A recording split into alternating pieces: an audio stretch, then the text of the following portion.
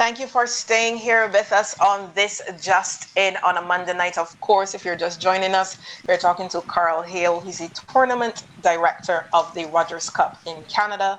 He's a tennis consultant with experience also in sports marketing and event management. A Jamaican-born Canadian, so he's no stranger to us here in the Caribbean. Karl, thank you so much for joining us. Thank you for that great intro, humbly, and I'm excited to be here. Now I'm just going to get the ball rolling. Usually Justin likes to jump in at this position, but I'm going to go right first. ahead, Marsha. I know you've been itching all night. So just last week, we had that official announcement of the postponement of the Toronto phase of the Rogers Cup. You know, it's a difficult time for sports around the globe. So how difficult was that decision to actually, say, you know what, we're running out of time, looking at the situation, it's best that we, call it off and plan again for 2021. Yeah, it's the most difficult decision we've had in the history of the tournament.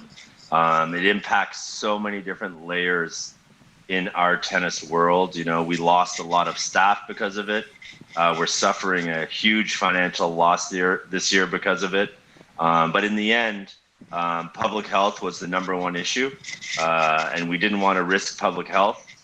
So we're going to take the loss and move forward to next year. And we've already started a lot of planning for next year. We learned a lot of what we can do if the virus is around next year. So next year we'll be prepared and ready to go. Now, in terms of the public health situation, you're based in Toronto. There's still a lot of lockdowns, etc. People might ask, well, was playing behind closed doors a viable option for you guys? Yeah, so we looked into that. That was the only option, to play with no fans. But even in that situation, there's the difficulty of quarantining. So if players come in, when we made the decision at that time, the players would have to quarantine for 14 days. And our sport just wouldn't allow that to be a successful event. Also, we talked about the public health. Even in the bubble that we created for the players, that if the virus broke out, it could be an even bigger financial loss to cancel the tournament at that point. So there was just too many issues that were really risky for us to run the event. And then you mentioned Karl. Oh, sorry, Marsha. Go ahead. Just one more question on this particular area for me. In terms of the blow to the Canadian fans, you had a situation where you were likely to have the reigning U.S. Open champ, performing on court.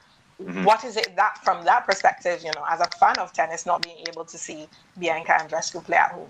Yeah, remember, she's our defending Rogers Cup champion as well, So, obviously it's very, very disappointing. But it is out of our hands, so to speak. It was the right decision.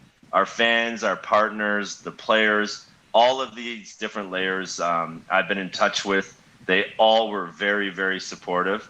And Bianca will come back next year as our defending Rogers Cup champion still. Karl, you mentioned you'll be better prepared next year. Worst case scenario, if things don't improve much in terms of the pandemic, what protocols do you see the Rogers Cup implementing for, to go forward in 2021? You know what? The truth is, I can't even answer that question, because up until this point, the protocols change daily. So who knows what they're going to be next year? But we have a little bit of understanding of some of the protocols now. For example, when players come, they have to stay in a bubble where their interaction with people is very limited. Even from the hotel standpoint to the site, with their drivers, everything is kind of controlled, so that if somebody does test positive, that they'll be moved out of the bubble and the people they've been in touch with will be tested. There'll obviously be a lot of testing for everybody inside of that bubble to make sure that, health is the number one priority. But I'll tell you, between now and next summer, a lot of things will change. And let's hope for the positive, and there's a vaccine and treatment that we'll be able to deal with as little as possible. I know we were talking off camera about the strict lockdowns and restrictions you've had there in Toronto, but are you surprised, considering that the Rogers Cup had to be canceled this year, are you surprised that the ATP is going forward with the American hardcourt season from August going forward? No, I think that, as far as they're concerned, every tournament had to make their own decision based on their restrictions and their environment. The US Open is a huge tournament. They have a lot of money to put in a lot of safe protocols, more than any other tournament. So I'm not surprised. I'm just hoping that, we don't see a spike in the virus over the next 6 weeks so that they don't run into any major issues. Now, in terms of the US Open, as you mentioned, in order to stage the event, they've made some changes to the schedule, dropping some of the event, for example, the mixed doubles, the wheelchair competition, and the wheelchair tournament in particular, that there was some backlash for the tournament organizers, and now they're reconsidering it. So how difficult is it as a tournament director to make these kinds of decisions? Well, what they look at is that, again, back to that bubble scenario, is that to run it successful, they have to keep that bubble of players, staff, coaches that interact as low as they possibly can.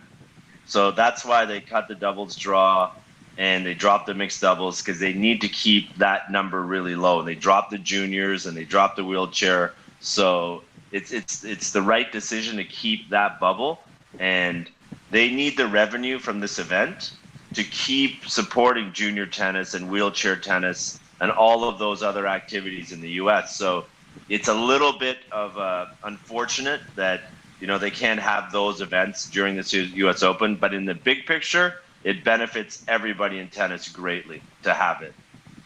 You say everyone in tennis.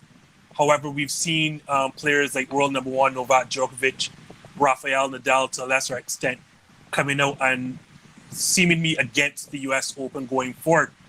First thing first, do you agree with their stance? And second, and most importantly, do you see a scenario where the US Open is not played if those top players decide that they will not be in attendance? Well, this is my opinion on that. I think that it's very difficult. Players have their routines. They're used to traveling with, like top players specifically, with a team of 5 or 6 people. Managers, coaches, trainers, physio, etc. So when this came out that was going to be severely impacted and limited, players don't like that. You're disrupting their routine, so they're going to tell you about it. However, this is the U.S. Open. It's one of the biggest tournaments in the world. It has a tremendous amount of prize money, has a tremendous amount of points. These players that we're talking about, the Nadal, Djokovic, are playing for legacy. So they're playing for the greatest tennis player ever. Every Grand Slam is really important to them. They don't have a lot of Grand Slams left, so they have to play. And Nadal's not going to let Djokovic play and win it, and vice versa. And they're both not going to skip it. So I think you're going to see both of them there. I think you're going to see both of them go very deep, because they have $1 million teams around them that are keeping them fit, mentally prepared for tournaments right now. And the lower you go down the rankings, the players don't have those type of teams around them. So if anybody's going to benefit in this environment, it's a top player. Now, just over the weekend, you had a situation of a positive test with Grigor Dimitrov coming out of that tour with Novak Djokovic. Mm-hmm. Do you think instances like that now will cause US Open organizers to maybe rethink or institute even stiffer protocols? Yeah, I think it was unfortunate.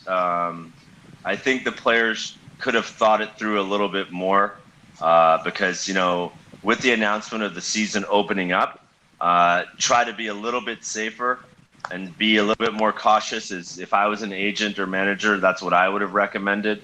But I think the US Open, they have the best medical team advising them. They have very strict protocols in place. They might have a few more, but I look through them. They're very, very good, and I think the players are going to be in really good hands at the US Open this year.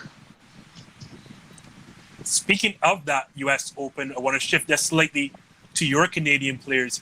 Have you been in contact with them, and how ready are they for possibly restarting tennis into the hardcourt season directly into that US Open? Yeah, I've been in touch with most of them periodically. They're very prepared, very focused on getting back to action. I think, as you know, we have some of the best young tennis players in the world behind Bianca, who won the U.S. Open and the Rogers Cup, Felix and Dennis, who are just really going to break out to be superstars soon. I think it's going to be a little tougher for them. Like I said, these top players have a lot of money behind them and training, etc. So I think it'll take them a little time to catch up, but they're really prepared and everybody's really eager to start playing tennis. I love that you called names. So you have Bianca Andreescu, Denis Shapovalov, Felix, as you mentioned, Jeannie Bouchard. I don't want to leave out anyone, Milos Raonic. Yeah. What has led to the sudden rise, or we don't want to say sudden, but what has led to the rise of Canadian tennis? I think it's never one thing. It's a multitude of things. Tennis was never seen or viewed as a career to play the sport. It was always hockey. Daniel Nestor was, basically the first player that showed the way that you could play professional tennis and make a very good living. So he opened the belief system for players to think they could make this a career. Then Milos came along and just did incredibly well very quickly. So then the younger players thought, wow, if he can do so well, then they can do really well. So now pro tennis was viewed as a career, and we had a lot of immigrants coming into Canada where tennis was their top sport to play. So we had a lot more kids playing. And then on the other side of it, we had a CEO that developed a training team that with Laurie Borfiga, who led that from France, who had developed, Monfils, Simone, Gasquet, all those young players. So he had a history of developing talent from a very young age. So you put all of these things together, a little bit of luck, and then all of a sudden you have these players starting to come out one after another. And even continuing, Leila Fernandez was on a huge run before this happened. So considering all of that, you were not surprised by Bianca's run last year at the U.S. Open then? I've known her since she was about 11 years old.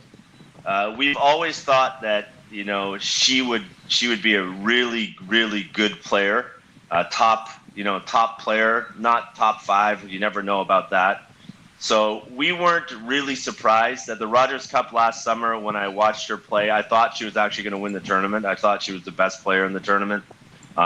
She proved me right, luckily, which is not always the case.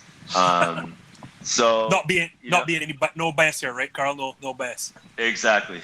But listen, to win the U.S. Open is a huge 2-week grueling grind, and to win it is phenomenal. And to beat Serena in the final, which I was there to watch it, and have the crowd, 25,000 people screaming against you when she's coming back, it was just incredible. Now, Karl, from a sport marketing perspective, you've had the cancellation of the tournament, the postponement of the tournament for this year. You would have had various sponsor obligations and so forth. What was it like negotiating with sponsors, or how do you meet those obligations that would have been contracted? Our chief revenue officer, Rob Swan, is in charge of that area, and he was in constant dialogue, with our corporate partners, both locally and globally, throughout the process from basically the middle of March, to update them on what we were thinking. And we were talking to them if we should run the event or not, what their thoughts were. So, we've been working with them throughout the whole time of COVID. But luckily, most of our partners we've had for a very long time. So we have very good relations with them. So they were 100% behind us with the decision, and they're looking forward to next year. And speaking about next year, it's going to be, a pretty packed season because, you have the Olympics, etc. moving into 2021. Are there any other considerations for you as tournament director in terms of how do you maintain your audience and that sponsorship dollar, etc.? Well, we've run against the Olympics every 4 years it happens. So we're going to be doing that again.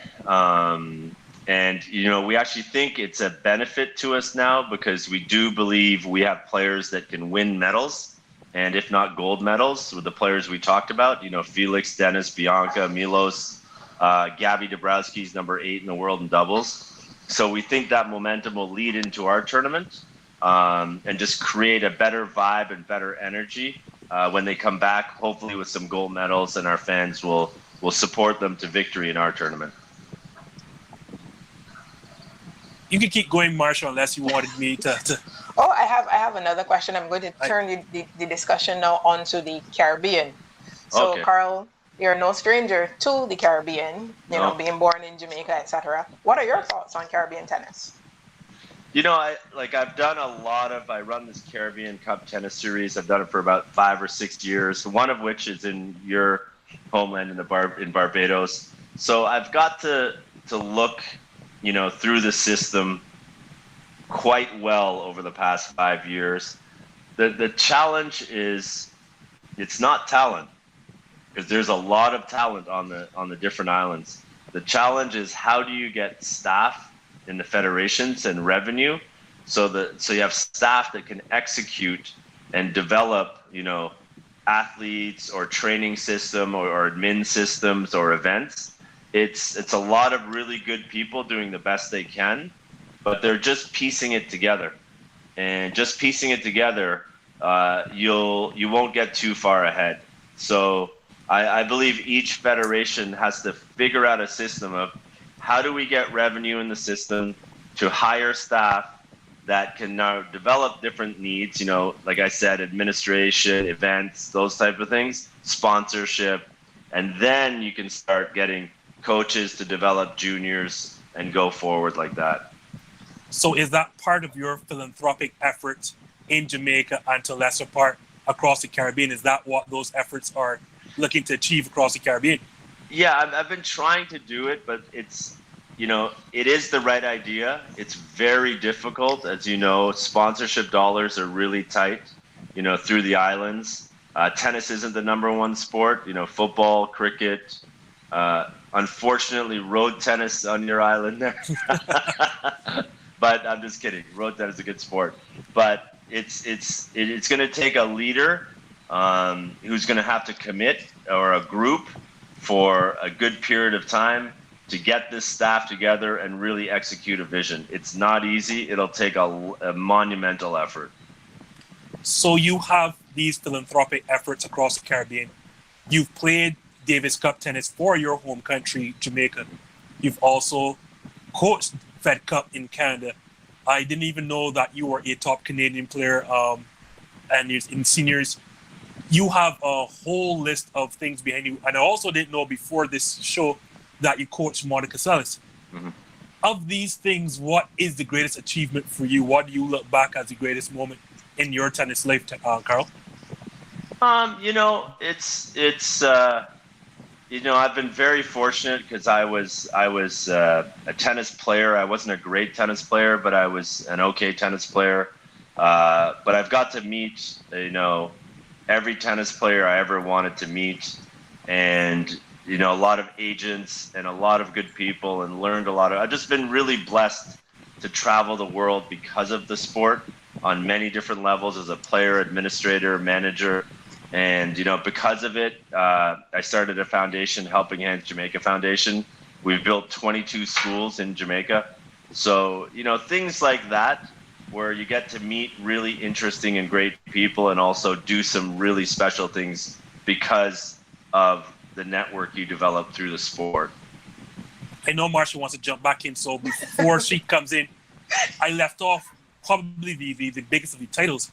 Last year, you were named International Master Professional. You're reading my mind, Justin. Yes, you wanted to get in there before you got that question in. And that puts you along the likes of the great Arthur Ashe and Billie Jean King. How do you feel to have such an achievement under your belt? Old. No, you know, I've always, you know, I'm very passionate about the sport. That's why you've read so many things about me. And it's been, you know, my whole life since I was 13 years old. I've always given as much as I possibly could give, you know, to everybody I come in touch with in the sport. If it's juniors, you know, if it's pro players, if it's just clubs trying to help grow the sport. Like I said earlier, in you know, Barbados and all the other islands, I'm trying to grow the sport as much as I can. It's really tough. We need to stick together. The good news is the sport is probably the best it's been in the Caribbean. We've had the last couple of years. We had Victor Estrella from Dominican, who was top 50. Monica Puig won the gold medal. A few other players from Dominican, Darian, Mark Knowles came out of Bahamas. So it's actually gotten better since the Brandon Trophy times, and I think it can get better. We just got to work together more. Now, Karl, turning your attention back to the Rogers Cup as a tournament, how difficult is it getting, the top players, especially preceding the US Open, to come to the tournament? Like, for example, in 2019, you had the top 39 women competing or slated to compete. Is it a challenge? Luckily for us, it's not, an insurmountable challenge. There's a few reasons for it. They want to play warm-up events for the U.S. Open. There's a lot of prize money in our tournament. There's a lot of points in our tournament. At the end of the year, there's a bonus pool for players. So you need to play big tournaments to get in the bonus pool and do well. Toronto is a multicultural city, so everybody feels at home here because you can find your community in the city. Everybody's familiar with our tournament because their coaches, their agents have played and been here lots of times. I've been around for 15 years, so I know most of the players and coaches. They're very comfortable with me, that I do what I say I'm going to do, and I honor what I say I'm going to do, so they're comfortable with that. So there's a lot of different reasons that the players really, really enjoy Toronto. Karl, Marsha's not going to tell you she's a big Roger Federer fan. So she was not very pleased. I think it had been 2 or 3 years ago when Roger played in your Rogers Cup and re-injured his back. And I think he fell to John Millman in the early rounds of the preceding US Open. Yes, that's correct. So don't mind Marsha. She was not pleased that you got a lot of these top players, especially Roger Federer, when he hurt himself. But we all need to warm up. We all need to warm up. That was in Montreal. That wasn't in Toronto. So I had nothing to do with that. So that's okay. But Roger, I'll tell you, Roger, we're really fortunate in this time. And I think, I'm at the end of my road, not the beginning. And I've been through all of my Rogers Cup with Roger, Rafa, Novak, and these players. And we're really lucky to have gentlemen like that in our sport. They're really, really good guys. They're exactly like you see them, on the court and off the court. Very friendly, very humble, always helping out the tournaments. I remember Rafa one year, it was after the final, he won it, and I was running past the gentleman in a wheelchair with a gentleman pushing him, and he said, Karl, can you get, Rafa to sign this picture? And I said, unfortunately I can't because I was just so busy. And I turned a corner and guilt got me. So I turned back and I said, give me the picture. And I ran down I was on my way, somewhere, and I ran to the locker room and I said, Rafa, there's a gentleman up there that wants you to sign this picture. And he was in a wheelchair. So he said, what happened to him? And I said, I'm just guessing. It might have been a diving accident. He's young.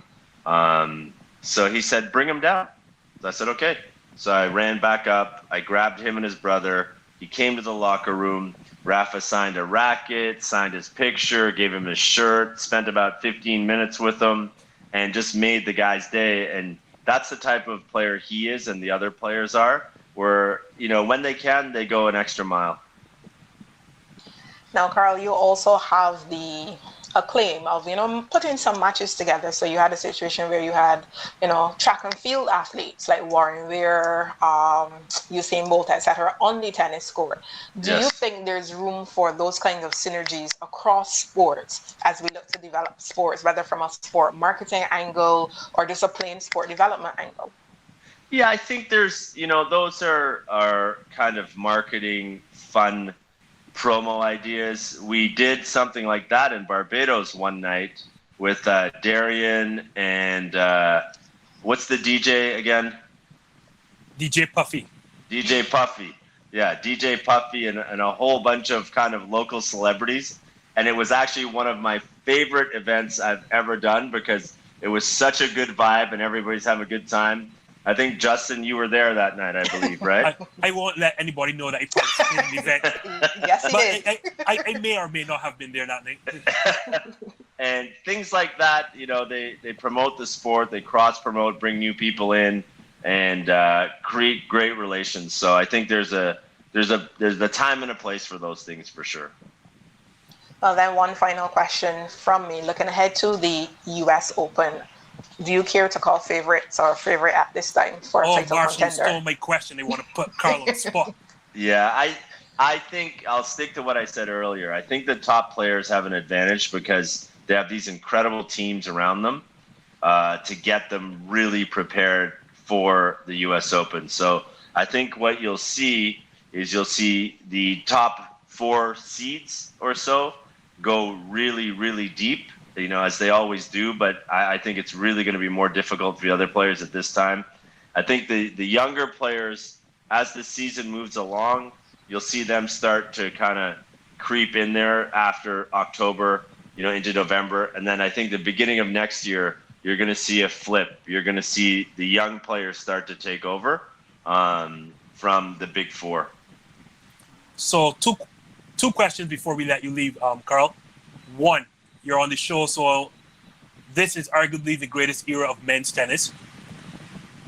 If you had to name one as the greatest of all time, we get into these discussions, who would that guy be for you? Roger Federer. No, we're asking Karl here, Mark. We're asking Karl. Well, if I have to pick at this time, we typically go with whoever wins the most slams. It would have to be Roger at this time, and his slam total is a little more diversified than Rafa. Okay, and the second question, I'm not going to really put you on the spot. When we get past that big 3, big 4, who is that guy do you think that will break through and win their first Grand Slam? Oh, that's a good question. I think what you're going to see is after the big 4 is moving out of the picture, we won't see this again for the near future. So you're going to see, in a year, 3 or 4 different Grand Slam champions, and it'll be the Felix, the Dennis, the Dominic Thiem will be in there, and players like Tsitsipas will likely get one in there as well. So it'll be the next generation that will start to take over. I can go with that. I think Bianca is going to be number 1 in 6 months. She'll be number 1, and she'll be number 1 for quite a long time. It'll be different on the women's side. I think I actually share that opinion with you. I've been a bit disappointed with women, the inconsistency of the women's game. But I think if anyone has that game, I thought it would be Osaka, but I share your views on Bianca. I think if anyone's going to keep that number 1, it will be Bianca when she eventually gets it. Yeah, Bianca, Bianca's strength is that she's actually a little bit more competitive, Michael Jordan-esque. Her desire to win doesn't dip ever. She's always really up there, which is unusual, even at the top level. So she'll be up there for a while. Thank you so very much for joining us, Karl. For our viewers who might have joined us a bit late, we're talking to Karl Hale. He's the tournament director of the Rogers Cup in Canada. He's a tennis consultant with experience also in sports marketing and event management. A Jamaican-born Canadian, so he's no stranger to us here in the Caribbean. Karl, thank you so much for spending this evening with us. Thank you very much, Marsha and Justin. Be safe, and I hope to see you. Hopefully in the fall, we're clear for the Barbados Cup, and I'll see you both down there. Well, we're trying to get you back, like when the U.S. Open starts. We hope we can get you back on the show. Yeah, of course. Great, wonderful. Okay, thank you. Good night, Karl. Thanks for joining us. All right, take care.